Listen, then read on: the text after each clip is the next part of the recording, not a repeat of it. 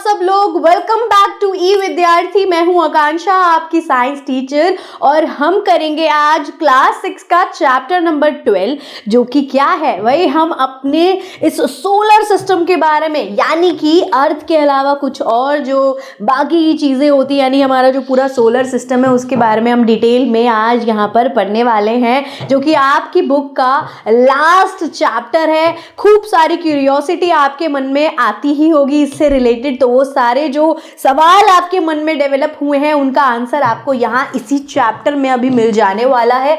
तो चलिए स्टार्ट करते हैं। सबसे पहले मैं बता देती हूँ कि आपको इस चैप्टर में आगे क्या क्या पढ़ने के लिए मिलेगा, क्या क्या टॉपिक्स जो हैं आने वाले हैं। तो भैया ये एक आपकी कॉस्मिक जर्नी होने वाली है। सबसे पहले देखना है आपने ऊपर, यानी कि उन चांद सितारे, उस आसमान की तरफ जहां जिसके बारे में आज हम पढ़ने वाले हैं, स्टडी करने वाले हैं। तो सबसे पहले आपने ऊपर देखना है।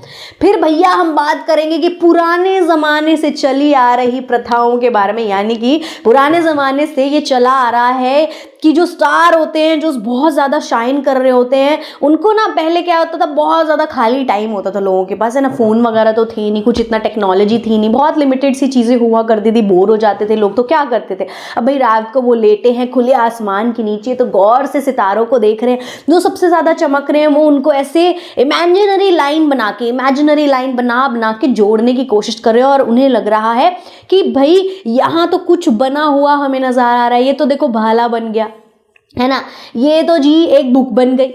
ऐसे करके लोग बनाते थे पुराने ज़माने में। फिर क्या हुआ, ये चीज़ वाकई में लोग नोटिस करने लग गए कि सही में सितारों में ऐसा होता है कि कुछ ना कुछ जो है ड्राइंग्स बन के आ रही हैं, और उन्होंने उनके नाम भी रख दिए। ठीक है, उसके बाद हम पढ़ेंगे सोलर सिस्टम के बारे में डिटेल में कि भैया कितने सारे प्लैनेट हैं, कौन किसके पीछे घूमता है ना, किसकी एक्सिस पे रोटेट करता है, कौन से छोटे हैं, कौन से बड़े हैं, कौन से क्या है, कैसे। फिर हम अपनी गैलेक्सी की ओर चले जाएंगे भैया। गैलेक्सीज जो होती है, मिल्की वे जिसको हम बोलते हैं, उसके बारे में आप डिटेल में पढ़ोगे। एट द एंड हम अपने पूरे यूनिवर्स के बारे में जानेंगे कि भैया ये यूनिवर्स पूरा है कैसा। जितना भी हम अब तक रिसर्च कर पाए हैं उन चीज़ों के बारे में हम थोड़ा थोड़ा सा पढ़ेंगे। सबसे पहला जो टॉपिक है, जो आप ही की बुक एनसीईआरटी में अभी स्टार्ट होने वाला है, वो है ही किस चीज़ पे, हम कॉन्स्टेलेशन समझेंगे सबसे पहले इस वाली वीडियो में।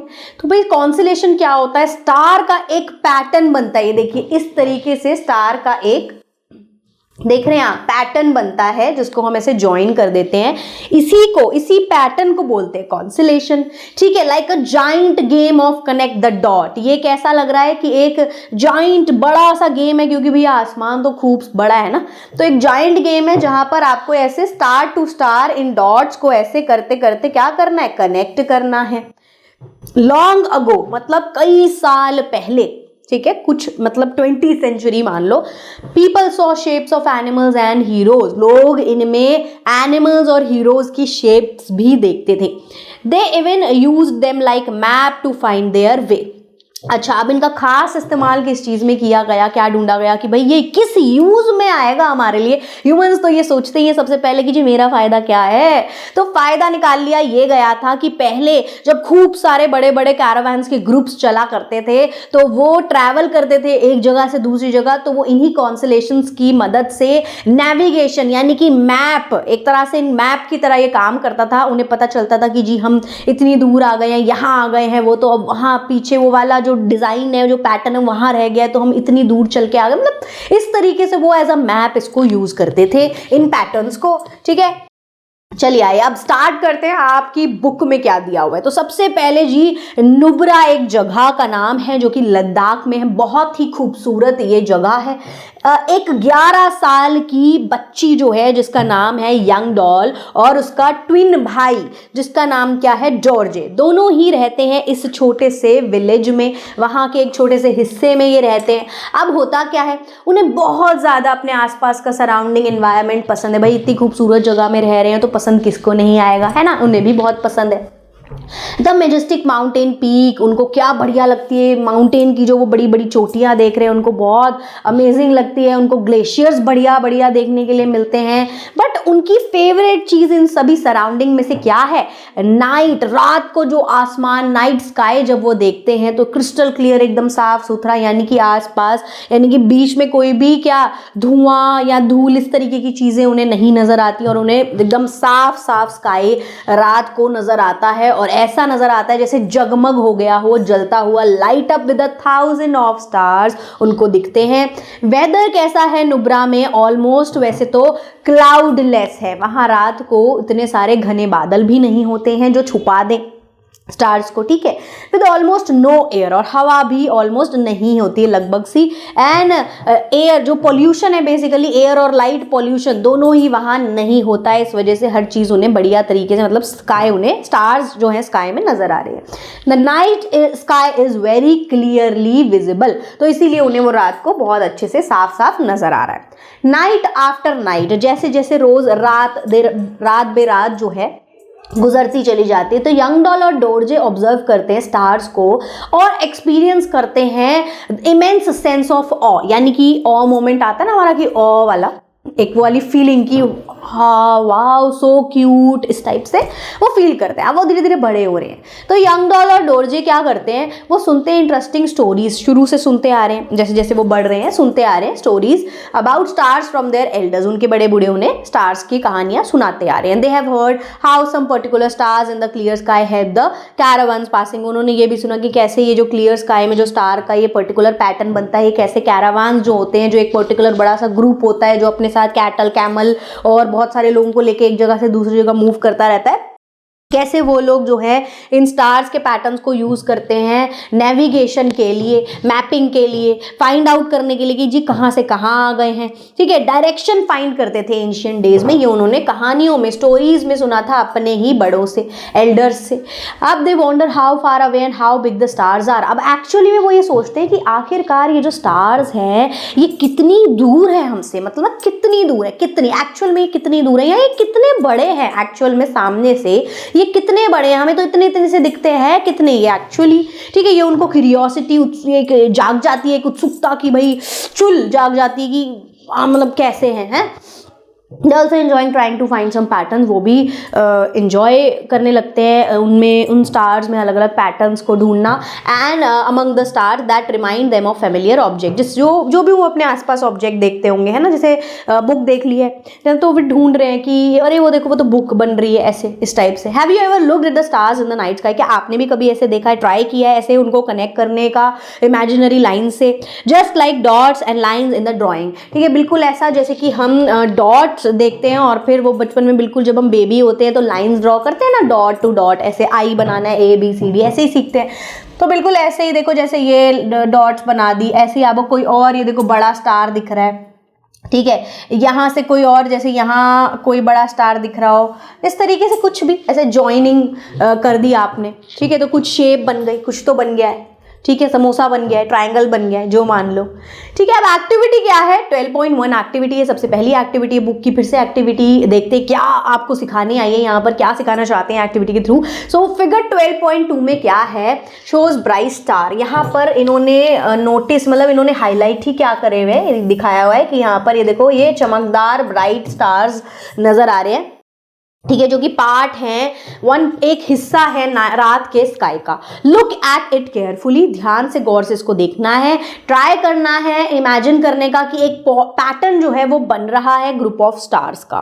ड्रॉ कर देनी है लाइन उनको कनेक्ट करने के लिए स्टार्स की, और बनाना है आपने कोई भी एक पैटर्न जो भी आपको नजर आ रहा हो, डॉग नजर आ रहा है आपको, ठीक है। ऐसे करते करते आपको जो है जी ज्वाइन कर लेना है। काइट, क्या पता काइट बन जाए, देखो काइट जैसा कुछ बन गया है, फिश बन गई, फिश मान सकते हैं को, ठीक है। इसी के साथ देखो थिंक ऑफ एन एनिमल, या फिर हम एक एनिमल के बारे में सोच सकते हैं या एक ऑब्जेक्ट के बारे में सोच सकते हैं जो सिमिलर लग रहा हो उस पैटर्न से जो आपने ड्रॉ किया है, और फिर उसका आपको नाम लिख लेना है।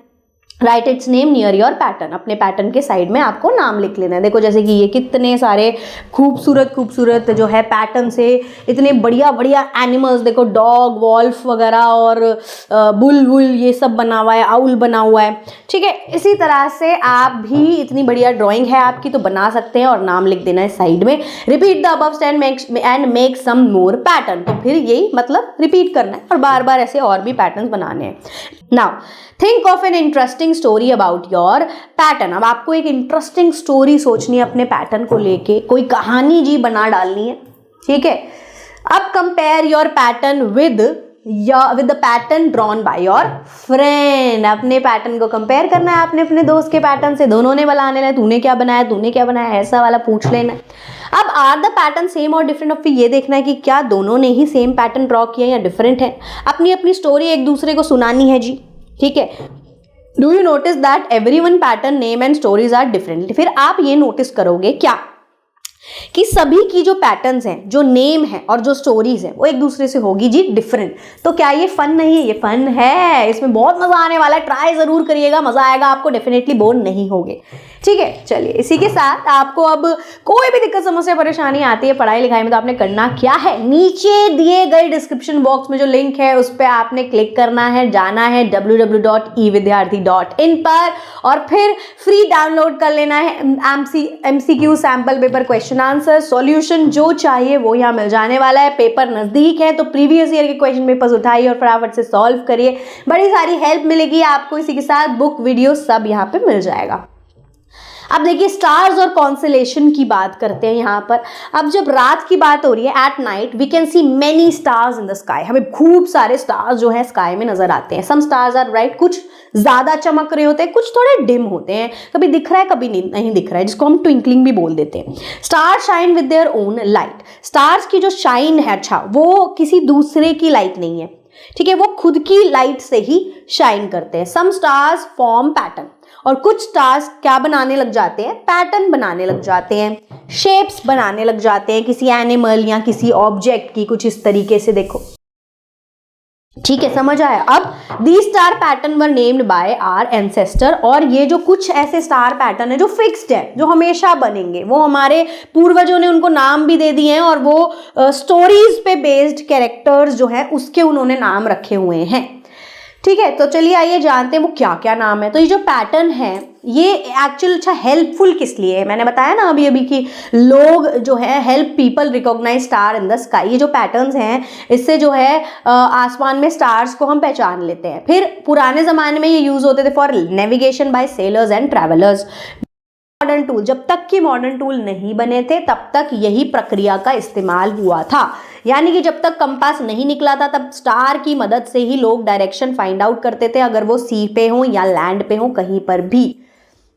नेक्स्ट आगे, do we find pattern among the star just for fun और is there some use of these pattern. तो भाई हम फन के लिए भी इसको कर रहे हैं, है ना, जब हम बोर हो रहे हैं तो हम फन के लिए कर रहे हैं, और साथ ही साथ इसका यूज भी है किस चीज में, नेविगेशन में इसका काम आता है, ठीक है, हेल्प हो जाती है जी डायरेक्शन जानने में। अब ग्रुप ऑफ स्टार, कॉन्स्टेलेशन का अगर आपको डेफिनेशन देना है तो ये आपने लिख लेना है, स्क्रीनशॉट ले लीजिए अगर चाहिए तो। सो ग्रुप ऑफ स्टार जब एक मिलके पैटर्न बना रहे हैं और हम उनको ज्वाइन कर दे रहे हैं, उसी को कॉन्स्टेलेशन कहते हैं, उसी को कॉन्स्टेलेशन कहते हैं। Today constellations are defined as region in the sky containing the star. आज के ज़माने में क्या हो गया है, अभी जो कॉन्स्टेलेशन है वो ना बड़े सारे अलग अलग बन रहे हैं, ठीक है, तो हमने उसको नाम दे दिया पूरे स्काई में, है ना, उनके बड़े सारे नेम्स भी हैं और कॉन्स्टेलेशंस भी टोटल डिवाइडेड हो गए हैं पूरे स्काई में कि जी टोटल 88 कॉन्स्टेलेशंस जो हैं पूरे स्काई में हैं। इस तरीके से अभी हमने नाम देके डिवाइड कर दिया है,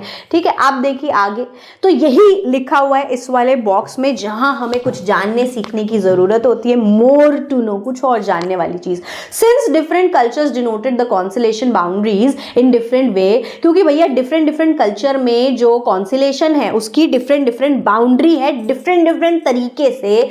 सो an internationally agreed set of constellation boundary, in fact internationally भी जो बाउंड्रीज हैं वो मतलब अग्री होके सेट हो गई हैं, वो डिफाइंड बाय द, और वो किसने डिफाइन किया है ये कि ऐसा है, इंटरनेशनल एस्ट्रोनॉमिकल यूनियन IAU ने ये डिफाइन किया है in the early 20th century में।